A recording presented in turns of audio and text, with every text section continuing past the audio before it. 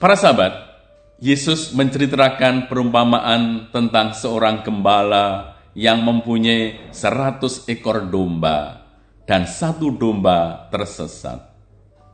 Dia meninggalkan 99 domba yang lain dan pergi mencari domba yang tersesat itu. Dia tidak lagi berpikir tentang kenyamanan domba-domba yang berkumpul bersamaan di satu tempat, tetapi konsentrasi dan pusat perhatiannya terfokus pada yang hilang itu. Yang sangat menarik adalah bahwa ketika ia berhasil menemukannya, lebih besar kegembiraannya atas yang seekor itu daripada yang 99 ekor yang tidak tersesat.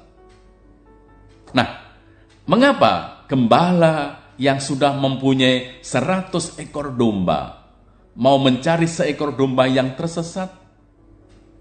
Sebab meskipun hanya seekor, itu sangat bernilai baginya. Seperti satu jari yang sakit menyita perhatian manusia, demikianlah tiap pendosa terus menjadi keprihatinan Allah. Allah terus memikirkan para pendosa.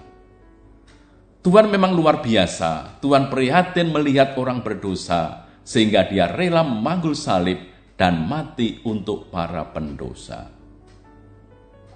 Perumpamaan ini berbicara pertama-tama mengenai perlunya keutuhan seluruh dombanya. 100 itu gambaran keutuhan. Kalau satu hilang, tentu saja tidak lagi utuh. Dan Tuhan sungguh ingin supaya semua domba-dombanya, semua manusia yang dicintainya, meskipun dia jatuh dalam dosa, akhirnya kembali dalam keutuhan itu. Yang kedua, ini mengungkapkan belas kasih dan kerahiman Allah yang bahkan tidak mau kehilangan satupun dari umatnya. Masing-masing pribadi sungguh-sungguh dicintai oleh Allah dan dikehendaki supaya masing-masing itu mengalami keselamatan. Para sahabat, domba yang tersesat dari kawanan biasanya bukan karena mereka tiba-tiba hilang atau kehilangan arah, tetapi bisa saja bahwa dia terlalu asik berhenti pada suatu tempat yang mungkin menarik hatinya. Lalu bisa jadi dia menikmati zona nyaman di tempat itu, sehingga tidak lagi mendengar arahan dan tuntunan dari gembalanya. Kemudian domba itu tertinggal di belakang dan tidak tahu lagi arah jalan untuk pulang. Para sahabat, banyak dari kita yang seringkali juga terlalu sibuk memenuhi segala pemenuhan diri, sampai lupa untuk mendengarkan suara dan sapaan Tuhan.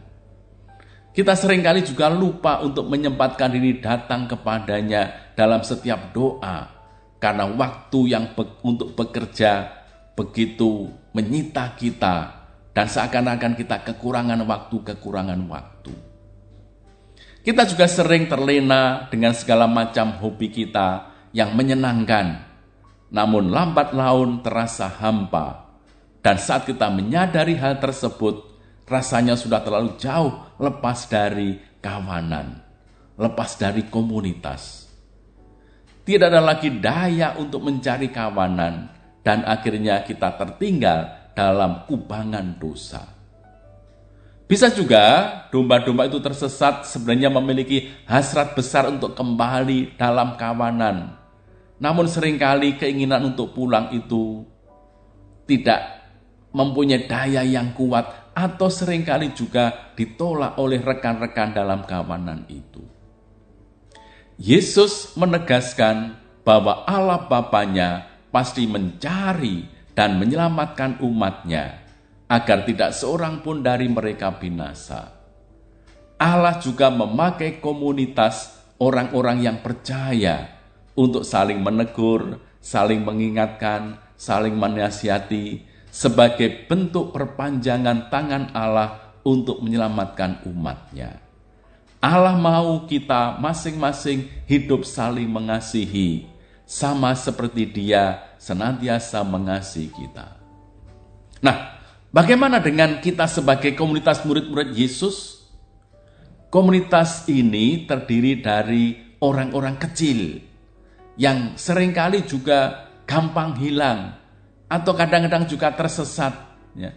Kita sebagai gereja itu ya kecil, kelompok kecil yang kadang-kadang juga kita tersesat. Ya. Mereka yang tersesat ya bukan hanya perlu dan harus diterima kembali, melainkan juga perlu dilindungi terhadap segala macam bahaya. Mereka harus dicari jika hilang, ditegur bila sesat, dan terus diampuni sampai 70 kali 7 kali. Ini artinya apa? Artinya menerima kembali sesama sebagai anak Allah yang sejati.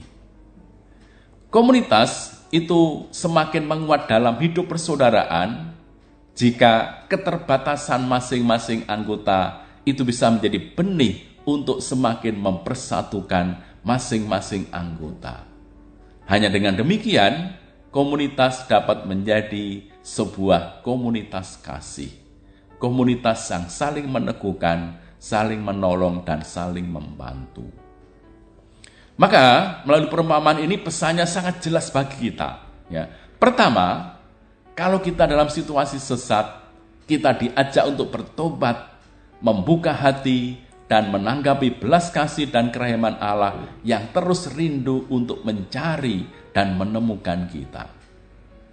Kedua, bila kita berhadapan dengan saudara-saudari seiman yang sedang tersesat, kita juga perlu memiliki sifat seorang gembala yang terus mencari yang hilang dan bersukacita bila menemukan yang hilang tersebut.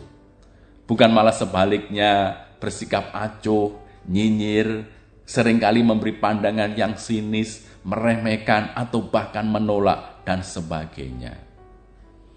Maka para sahabat, dalam masa Advent ini, sikap yang paling tepat sambil kita menantikan saat Tuhan datang kembali ialah bersiap siaga dan berjaga-jaga sambil terus bertobat, membangun semangat pertobatan, dan merangkul mereka yang ingin bertobat dengan penuh kegembiraan dan sukacita.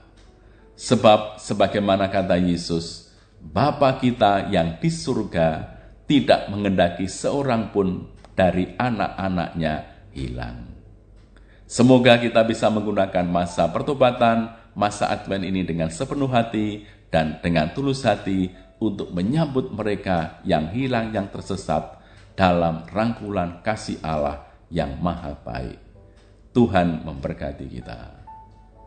Tuhan bersamamu dan bersama rohmu. Semoga Allah yang Maha Kuasa memberkati saudara sekalian, Bapa dan Putra dan Roh Kudus. Amin.